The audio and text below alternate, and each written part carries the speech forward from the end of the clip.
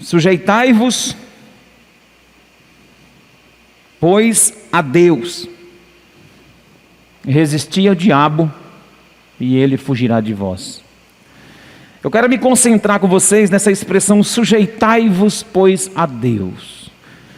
Essa expressão sujeitar fala de submeter-se, de se colocar embaixo de um comando, de uma liderança, de uma direção.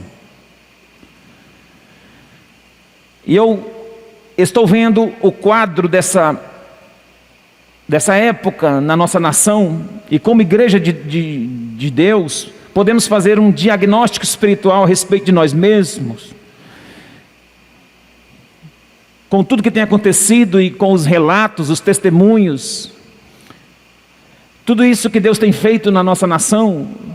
Nós como cristãos temos que fazer uma análise, e a análise que Deus fez subir ao meu coração é essa daqui. Eu queria um resumo, eu falei com Deus, como que eu posso definir essa questão toda aí? Deus falou comigo, sujeitai-vos a mim. Essa expressão eu ouvi nitidamente, claramente. É hora de você se sujeitar a Deus como nunca. É hora da igreja entender o que significa isso, porque essa expressão sujeitar, ela não é muito fácil, porque é nós abrirmos mão daquilo que nós somos, é nós abrirmos mãos de muitas coisas que nós gostamos, abrir mão do nosso eu, do nosso ego. Nós estamos sendo tolhidos em algumas áreas da nossa vida. Nós estamos sendo obrigados a se sujeitar a toda uma dinâmica e protocolos que têm sido colocados a nós. Nesse tempo, você tem vindo aos cultos com máscara, você tem passado na porta, colocado um álcool em gel, você tem lavado as mãos constantemente, você entra de forma limitada nos supermercados, nos bancos, nos lugares onde a gente antes íamos de todo jeito, abraçava todo mundo, cumprimentava todo mundo, chegava em todo mundo. Era um tumulto aqui dia de domingo, aquele monte de gente se abraçando, as irmãs, um dando beijo no outro, e ai, glória a Deus. Não está tendo isso. Nós estamos tendo que se sujeitar a toda uma normativa, a uma regra que foi nos imposta por esses dias por causa dessa pandemia. E isso é se sujeitar. E nem sempre, irmãos, se sujeitar causa em nós uma alegria. Pelo contrário, causa um desconforto. Se sujeitar é ser limitado. É alguém colocar um limite, uma barreira em mim, em você. Você está me entendendo? Diga glória a Deus. Isso é se sujeitar. Agora, quando eu abro o espaço no coração para entender que eu devo adotar essa postura, antes mesmo de ser essa postura imposta, o Tiago está escrevendo aqui que essa postura deve partir de mim. Eu decido, eu quero, por amor, por alegria, por disposição, por desprendimento, me colocar embaixo, me sujeitar debaixo da potente mão de Deus, debaixo da palavra, da orientação. Eu me sujeito a Ele. Quando eu me sujeito a Ele, então algo acontece. Quando eu me disponho a me sujeitar à Bíblia, às orientações.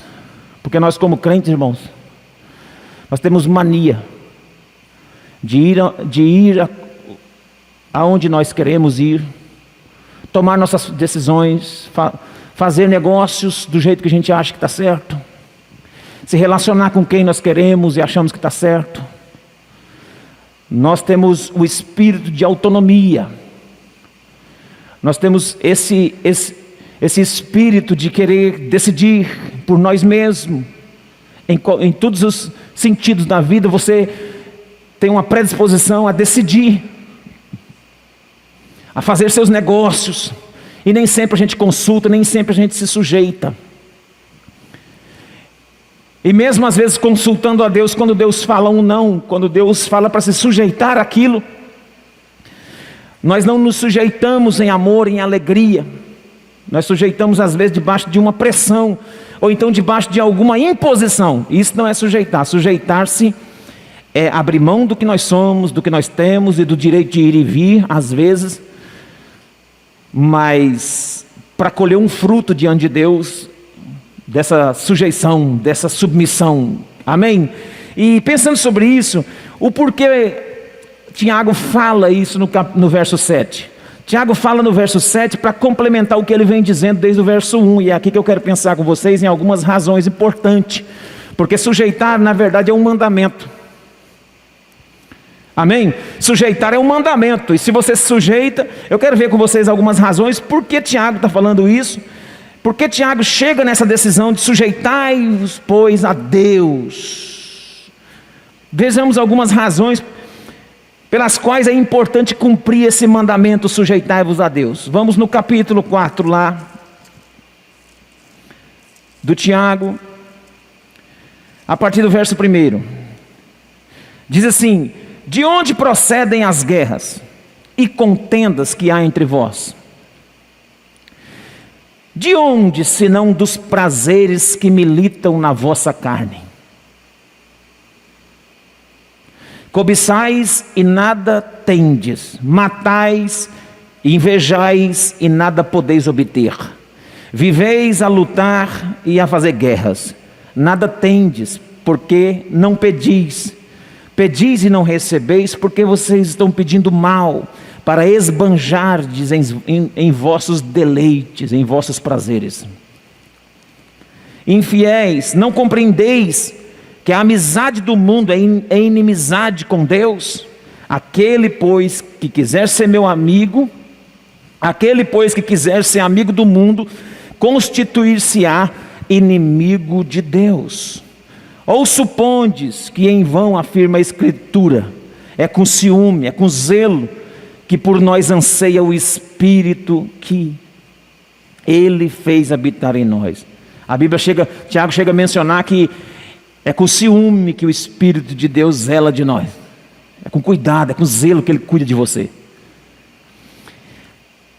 Primeira razão, porque eu devo observar o mandamento sujeitai-vos a Deus. Primeiro, esse verso de número 1 e o verso de número 2 fala dos desejos carnais. E quando eu me sujeito a Deus, eu venço a luxúria, eu venço a carne e venço a concupiscência desses desejos. Que está escrito: de onde procede guerras e contendas entre vós? De onde, senão dos prazeres, ou seja, dos deleites que militam na vossa carne? Quando você se sujeita a Deus, você começa a vencer os prazeres carnais. Quando você se sujeita a Deus, você começa a romper, vencer, a ultrapassar um limite, um degrau espiritual na vida com Deus, que faz você romper os desejos da sua carne, que faz você vencer esses deleites, prazeres da carne. Essa é a primeira razão que devemos sujeitar a Deus, para vencer isso aí. Segunda razão, eu tenho que ser rápido, tá, irmão? Eu vou mencionar apenas o texto bíblico. Segunda razão, o verso de número 3 diz assim: pedis e não recebeis, porque pedis mal.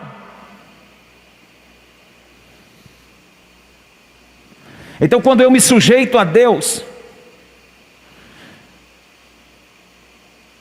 a minha oração começa a ficar alinhada com o propósito de Deus.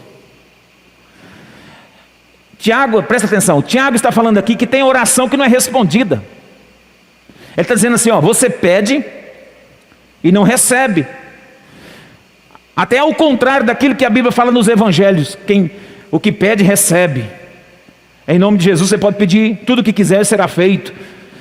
O apóstolo Tiago aqui está dizendo o seguinte, que muitos pedem e não recebem. Mas por quê? Porque essa oração não é respondida. Deus não responde esse tipo de oração. Deus não atende esse tipo de pedido, porque essa oração está desalinhada com o propósito. Essa oração que você pede para gastar, para esbanjar nos seus próprios prazeres, ela é desalinhada com o céu.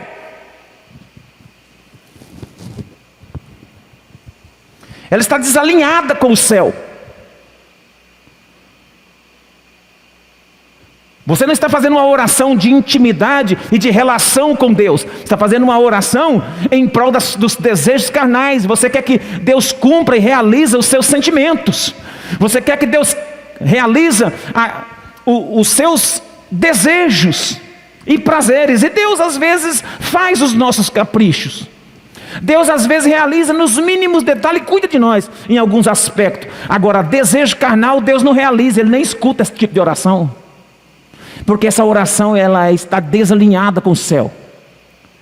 Então quando eu me sujeito a Deus, a minha oração alinha o meu pensamento. Quando eu for orar, a minha oração vai alinhar com aquilo que Deus quer para mim, não com aquilo que eu quero para mim.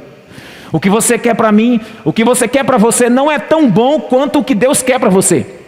Nós precisamos entender que o que eu penso e o que eu coloco em oração não é tão bom quanto o que Deus tem para mim. A sua oração não supera o propósito que Deus tem para você.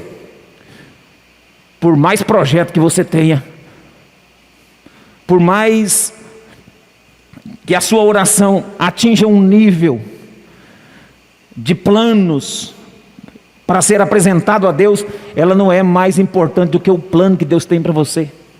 É por isso que esse tipo de oração Deus não cumpre, Deus não ouve, não acontece nada. Você pede e não recebe, diz o texto. Porque você pediu para esbanjar nos seus próprios prazeres. Quem me entende, diga glória a Deus. Por isso que eu devo sujeitar a Deus. Por isso que Tiago falou, sujeitem-se a Deus. É por causa disso aqui que ele está falando. Um terceiro. No verso de número 4, ele diz assim: infiéis, não compreendeis que a amizade com o mundo é inimizade com Deus? Quando eu me sujeito a Deus, eu rompo, eu me desvencilho de amizade com o mundo. Quando você se submete ao propósito de Deus, você começa a automaticamente se romper com a amizade do mundo. Irmãos, quando nós começamos a nos submeter ao propósito de Deus, existem coisas no mundo, existem pessoas no mundo, amizades com o mundo, amizades com o mundanismo, com pessoas mundanas, que nós precisamos romper. Tem que romper. Não tem como você submeter-se a Deus e ter uma amizade estreita com o mundo. Tem certo tipo de pessoas que não pode andar conosco. Nós podemos andar com eles sim, no propósito de alcançá-los, mas nós não podemos andar com eles no propósito de interagirmos, porque a nossa fé não bate com a fé deles, é mundânica. Tem muita gente que está embaraçado na vida cristã, porque tem uma vida totalmente ligada ao mundo ainda. As coisas do mundo chamam atenção. Os prazeres do mundo ainda saltam aos olhos.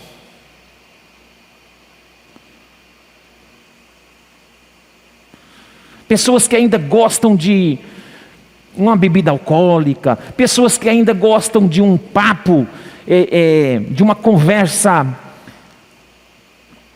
pornográfica, pessoas que ainda andam segundo o conselho de ímpios, pessoas que ainda se assentam em roda de escarnecedores. Deus falou comigo, olha, esse é o tempo propício da igreja entender que é para se sujeitar de uma vez debaixo da mão de Deus.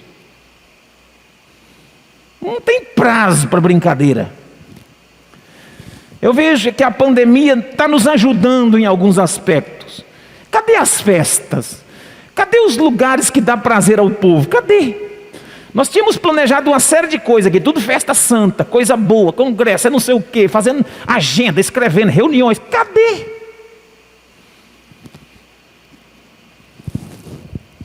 Cadê? Agora você imagina, nem o Réveillon vai ter no Brasil, em 2020 para 2021. Já várias cidades grandes já cancelaram, já fizeram reunião cancelando. Deus está tirando o prazer desse mundo. Deus está tirando dos olhos da igreja o prazer. Parece que se Deus não fizer isso, o crente não aprende. O crente ainda gosta de um...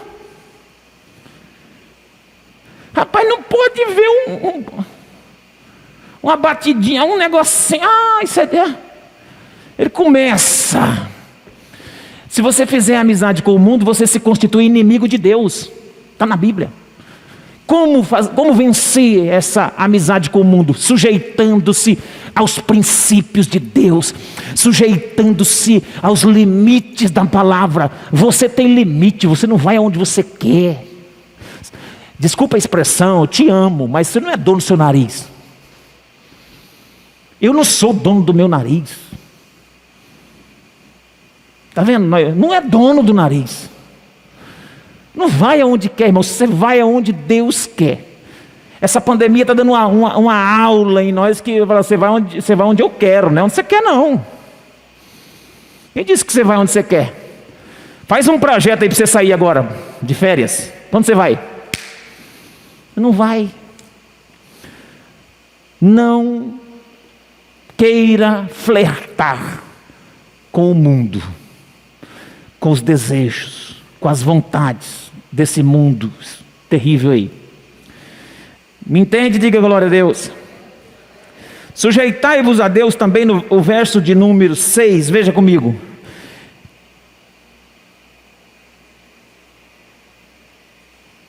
É com ciúme que por nós anseia o Espírito que Ele mesmo fez habitar em nós. Aleluia. Aleluia. Sujeitar a Deus faz com que Deus nos dê graça para que isso aconteça. O próprio Deus é interessado que vocês se sujeitem a Ele. E como Ele sabe que não é fácil, Ele mesmo cuida de você. Ele exerce um zelo por você, Ele te dá graça para você fazer isso. Amém? Pastor, é fácil sujeitar a Deus. Não é não, sabe porque a nossa carne ela pulsa. Nós temos vontades, temos desejos. Nosso sentimento fica aflorado. Nós temos direção própria. Nós temos sentimento próprio. E nós decidimos de forma própria também, porque Deus colocou esses atributos dele dentro de nós, direção, decisão. Tudo. Então não é fácil se submeter, mas Deus dá graça para isso acontecer. A graça de Deus, diz o apóstolo Paulo, que ela nos fortalece na fraqueza. Paulo orou por 3 vezes para Deus tirar um espinho na carne dele. Deus respondeu: a minha graça te basta, porque o meu poder se aperfeiçoa na fraqueza. Então a graça de Deus não é só para salvar, é para nos empoderar quando nós estivermos fracos. É para nos empoderar no dia da nossa fraqueza. A graça é poder de Deus. Ela não é apenas salvífica, ela é poderosa.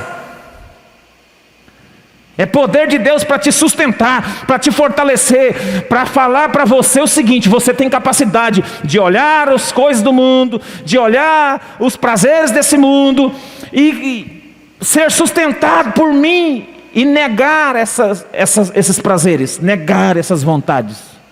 Você tem a decisão, está na sua mão, você pode negar. E a graça vai ser sua auxiliadora na hora que você precisar. Porque Deus cuida de você com ciúme. É daqui que os irmãos compuseram aquela canção: Tem ciúmes de mim. Essa expressão ciúmes, não é que Deus é um Deus ciumento no molde dos ciúmes que a gente conhece. Esse ciúme aqui é um zelo, é uma graça que Deus, é uma graça de Deus em nós, para nós vencermos e sujeitarmos aos propósitos de Deus. Amém? Por último, eu vejo que aqui também, no verso 6 e no verso 7, diz, quando ele termina: sujeitai-vos, pois, a Deus. O verso de número 6 aqui, ó. Eu li o restante do 5. É com ciúme que por nós anseia o Espírito que fez habitar em nós. Agora o verso 6 antes. Ele dá maior graça, pelo que diz, Deus resiste ao soberbo, mas dá graça aos humildes. Então Ele dá graça para você se sujeitar a Ele. E por último, Ele dá graça para você vencer o orgulho. Quando você se sujeita a Deus, você vence o orgulho. Você quebra o seu orgulho. Eu quebro o meu orgulho. Eu queria tanto fazer isso, mas não vou fazer. Porque eu vou colocar na cruz. Eu gostaria de ir em tal lugar, mas não vou. Por quê? Não vou. Porque eu me submeto a Deus e à vontade de Deus, ao propósito de Deus, e estou feliz por isso. Então, para você se submeter a Deus, você confronta o seu eu. Mas só que a palavra de Deus está dizendo que Ele dá graça para os humildes. Quem se humilha assim, Ele dá graça para vencer o orgulho, a altivez. Porque, irmãos, nós falarmos que não vamos fazer tal coisa quando nós temos o direito, podemos ir, temos até condições para ir, e renunciar a isso por amor a Ele, isso é sujeitar a Deus. Quando você pode, quando você tem condições para fazer, quando tudo está favorável e você renuncia e nega isso por amor a Deus, isso é se submeter a Deus, é sujeitar a Deus, é se humilhar.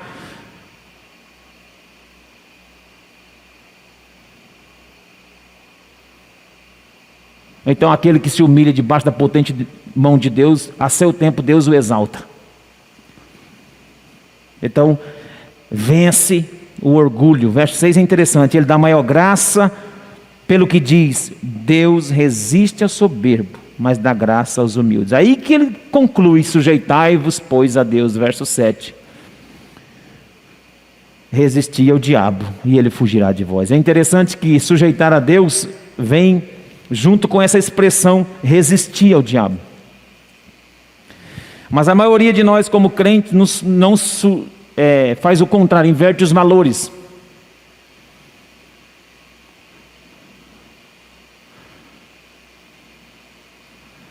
Não resiste ao diabo.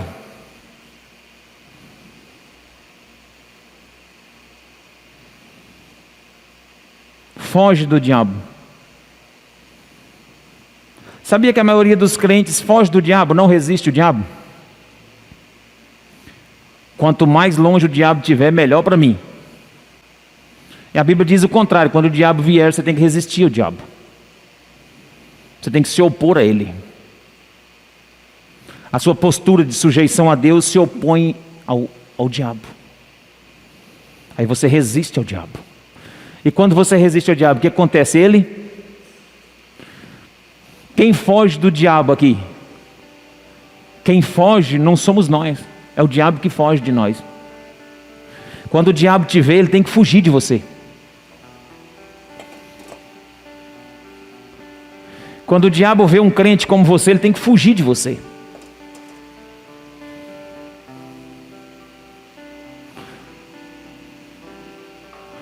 Quando o diabo vê ele tem que fugir de você.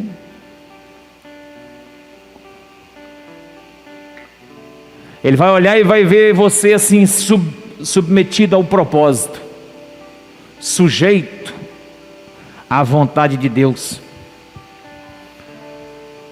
Ele vai ver você assim, humilhado debaixo da potente mão de Deus.